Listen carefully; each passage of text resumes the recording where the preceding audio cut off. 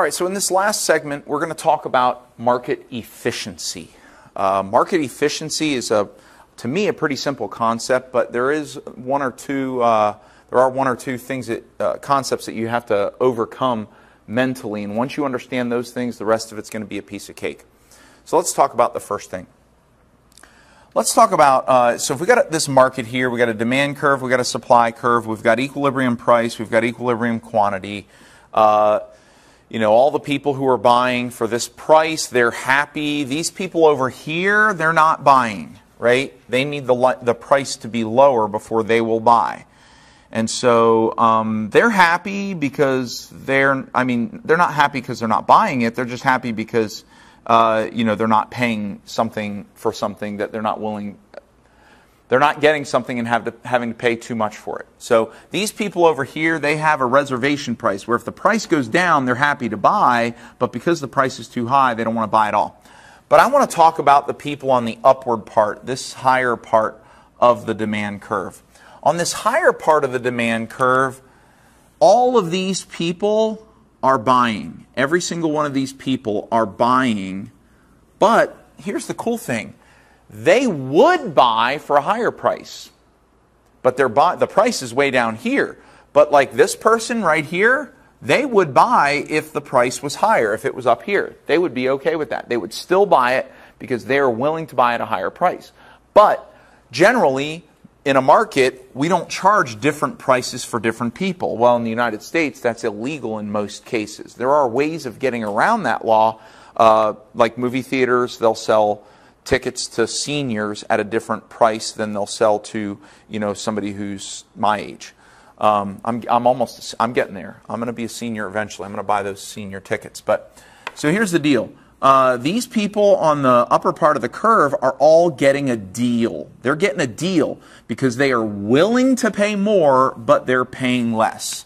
So this person right here, because they would be willing to pay more, but they're only paying this amount, this line right here represents the difference between what they're willing to pay and what they are paying. And in economics, what we call, there's a name for that. When you pay less, paying less than a buyer is willing to pay. All right? Paying less than a buyer is willing to pay. Well, and there's a whole bunch of them. There's all kinds of buyers here. And so there's lots of money that they keep in their pocket. And the money that they're keeping in their pocket, actually, let me change this. Paying less than you're willing to pay. That leaves money in your pocket. I want to give you a better definition here. Okay? That leaves a whole bunch of money in their pockets. And all this extra money that they're not spending because they're paying less than they would pay is called consumer, or consumers, I'm going to say consumer surplus. Consumer surplus is all the money that they're not paying that they would pay, money left over because they get to pay a lower price. And now I'm going to say the same thing down here. And by the way, so consumer surplus is represented by this triangle right here. And consumer surplus is a good thing in an economy. Consumer surplus is good. That means that they have extra money left over to go spend on extra utility. That's good for the economy.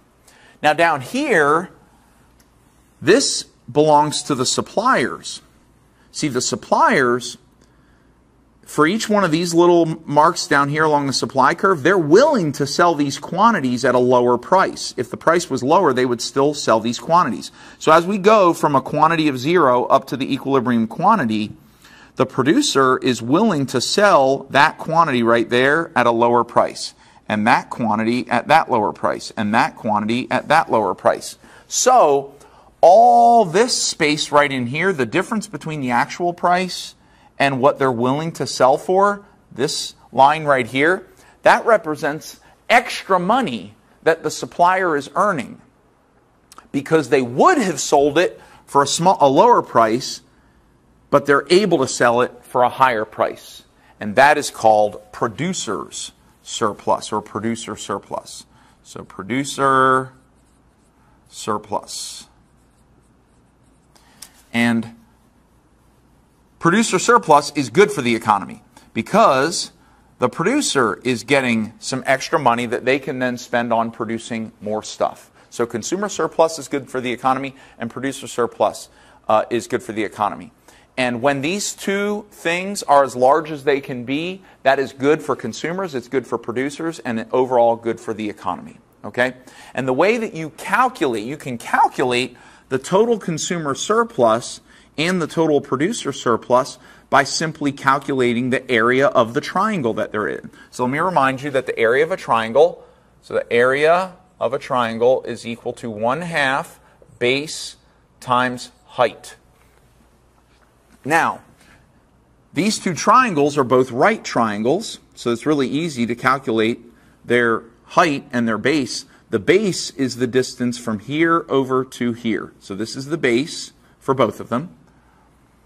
And the height goes from here, for the consumer surplus, it goes from here up to where the demand curve meets the vertical axis. Okay? So let's say that the equilibrium price is $10.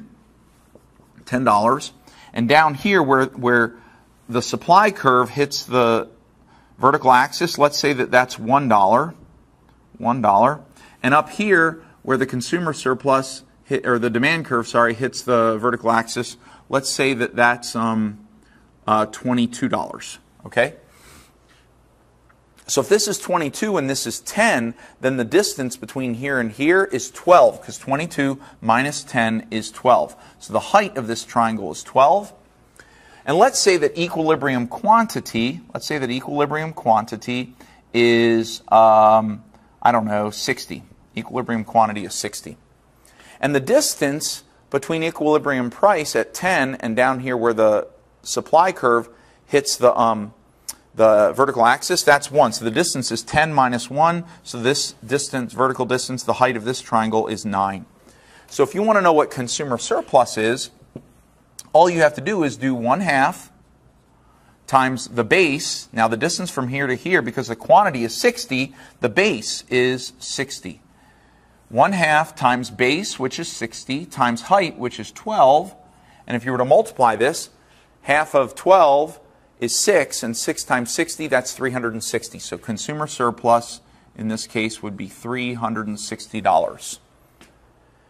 Now here down in producer surplus, the height is 9, and we're going to do 1/2, and then the base is 60. The distance from here to here is 60. That's the equilibrium quantity.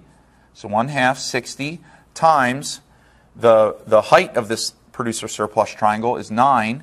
Well, 1/2 of 60, that's 30. 30 times 9, that's 270. And therefore, producer surplus in this case is $270. And you have to be able to calculate the producer surplus and the consumer surplus.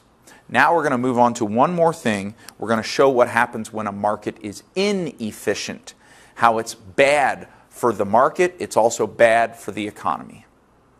Okay, so here we are back at a regular market graph. We've got a demand curve, we've got a supply curve, we've got our equilibrium price, we've got our equilibrium quantity, and you can see that we've got this triangle up here, which is consumer surplus, and down here, here's the triangle. This is the producer surplus.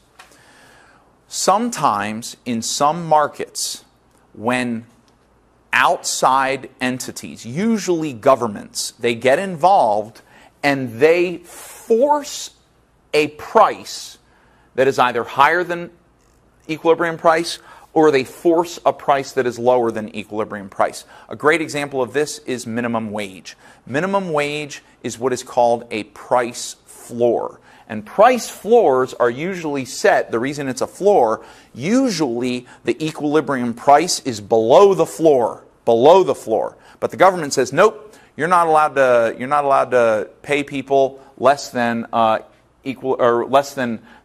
minimum wage. And so the price for labor, so this would be a price floor in the labor market if this was the labor market. But let's not jump to the labor market. Let's talk about that later. Just in general, sometimes the government will set a price that is either too high or too low. So let's say that the government forces there to be a price that is too high. The government says, in this market, the price is not allowed to be any lower than this. So even though the forces of supply and demand, buyers and sellers, are going to want the price to be lower, the government will not allow the price to be lower. And therefore, quantity demanded is going to be over here to the left, and quantity supplied will be over here. Well, do you remember what we said in one of the previous lessons? Whichever one is smaller, quantity demanded or quantity supplied, that's how much is going to be purchased in the market. And so, what's going to happen with this price that's too high is that we are going to have a quantity produced. This is actually going to be how much this quantity demanded. This is how much is going to be produced in the economy. Therefore, we will not produce equilibrium quantity. And here's what that's going to do. Because this is now the price, consumer surplus, I got to change some stuff here. I'm going to get rid of this line here, and I'm going to get rid of this line here, because this is now the price, way up here. And so, the consumer surplus is always, consumer, you can write this down, surplus, is always the region above price and below demand. So you can see right here, above the price, here's the new price. It's too high, but the government says that's where it has to be. The price is here, so above the price and below the demand curve is this little tiny triangle right here. This is consumer surplus in this case. So what should consumer surplus be? Well, if the price was down here, consumer surplus would be much larger. And so when the government sets a price, what's called a price floor, when the government sets a price that's too high for the market, consumer surplus is always smaller. Okay, so if the price is too high, consumer, well, let's do this. Let's put a colon here, because I'm going to put two things here. High, consumer surplus is smaller. Now, producer surplus is the region bounded above by the price. Okay, so it's the region above, or sorry, below, I meant below price. Below price, but above the supply curve. Above supply. All right, so here's the supply curve. Here's the price. So this region right in here. Now you might be wondering about this little triangle over here. Nope. That's not a part of producer surplus, because producer surplus has to stop at the quantity that's actually sold. They may be willing to produce more, but they're not gonna, because the demand is right here. So they're going to stop their production at however much people are going to buy. So this weird trapezoid in here, that's a trapezoid, is called producer surplus. So you might be curious to know what this region is. Well, this is what happens when the government gets involved. When the government gets involved in a market, they create in the market what we call in economics a deadweight loss. Deadweight, that's weight as in lifting weights, deadweight loss. And a deadweight loss is the lost opportunity to provide surplus to consumers and producers. Nobody benefits from a deadweight loss. We could have had more sales in the economy. There could have been more production. There could have been more utility. But because the government stuck its nose in and set a price that couldn't be any lower than this, it results in a deadweight loss. So when the price is too high, consumer surplus is smaller. In many cases, producer surplus is higher. Not always, but sometimes. Is sometimes higher. And then there is a DWL, deadweight loss results. So, here's what I need you to be able to do. In this situation, you have to be able to calculate consumer surplus, you have to be able to calculate producer surplus, and you have to be able to calculate deadweight loss. So, how would you do this? Well, consumer surplus is easy because it's a triangle, right? So your base, the base of your triangle is going to be your price. So let's throw a few numbers in here. Let's say that equilibrium price would be $10. Would be $10. And let's say up here, this would be, the intersection here is $22. But let's say that the government stepped in and set a maximum price, or a minimum price of $15. Okay? Down here, let's say the supply curve here is actually at, let's say, $3. That the supply curve intersects at $3. Equilibrium quantity would be 60, but actual production is, let's say, 40. Okay? So this is 40, this is 60. Going up, this is 3, 10, 15, and 22. And this is where your critical thinking skills are going to have to come in. Consumer surplus is really easy to calculate. It's a triangle, so it's going to be 1/2 base times height. So consumer surplus will be 1/2, and the base is the distance from here to here. Well, that's the quantity produced. The distance from here to here is quantity produced, because this is 0 and this is 40. So the base of the triangle is 40. The height of the triangle is going to be from 15 up to 22. So 22 minus 15, that's 7. So half of 40 is 20. 20 times 7 is 140. So consumer surplus in this case is $140. I'm going to change colors so that we can do, let's do producer surplus now. Now here's the problem with producer surplus is it's a trapezoid. There's a couple ways of calculating a trapezoid, but in my opinion, if you don't want to memorize the trapezoid formula, then you want to break producer surplus into a triangle and a rectangle. Now, in order to do that, I have to give you additional information. I would have to tell you that, let's say that this point, that this is $5.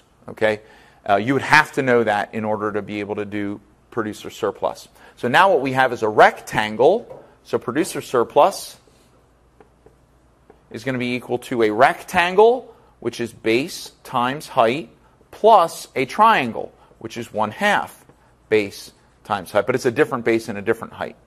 So producer surplus is going to be the base and height of this rectangle. Well, the height goes from 5 down here up to 15 up here, and 15 minus 5 is 10. So the height is 10, and the base goes from here to here, which is the quantity 40. So base is 40, height is 10, plus a triangle whose base is, again, 40, but the height goes from 5 down to 3 here, or from 3 up to 5. So that's a base, or that's a height of 2. And so 40 times 10, that's 400. 400 plus 1/2 of 40 is 20, and 20 times 2 is 40. And so producer surplus is 400 plus 40. That's $440 producer surplus. Remember how I said that producer surplus is sometimes higher? It looks like this producer is really benefiting in this case. This producer is benefiting greatly from the government setting a price that is too high for this market. Now you have to be able to calculate deadweight loss. Deadweight loss, as you can see, if you can see, is a triangle, but it's not a right triangle. So we got to put a line through here. That is going to represent the height of the triangle. And I know it's sideways, but that's just the way it goes with triangles. So the base of the triangle will be from here to here. Well, what's the distance from here down to here? This is 15. This is 5. So the base here is 10. So deadweight loss is a triangle. That means it's going to be 1/2 base times height. So it's going to be 1/2. The base here goes from 15 down to 5. That's 10. The height goes from here to here. Well, that's the difference between the actual quantity produced and the equilibrium quantity. So we're going from 40 up to 60, and 60 minus 40 is 20. So it's going to be 1/2 times 10 times 20. So 1/2 of 10 is 5, and 5 times 20 is 100. And so the deadweight loss in this market, because the government stuck its nose in, is $100. There is a $100 dead weight loss. That's $100 in surplus that could be split between producers and consumers. Okay? I have a supplementary video that I'm going to link inside the description of this video, and it gives you a much better examples for dead weight loss, producer surplus, and consumer surplus. You need to watch that video as a supplement, and that way you'll have a much stronger ability in practicing with calculating dead weight loss, producer surplus, and consumer surplus. But as for this lesson, this is the end. Hopefully you learned a lot here, and let me know if you have any questions.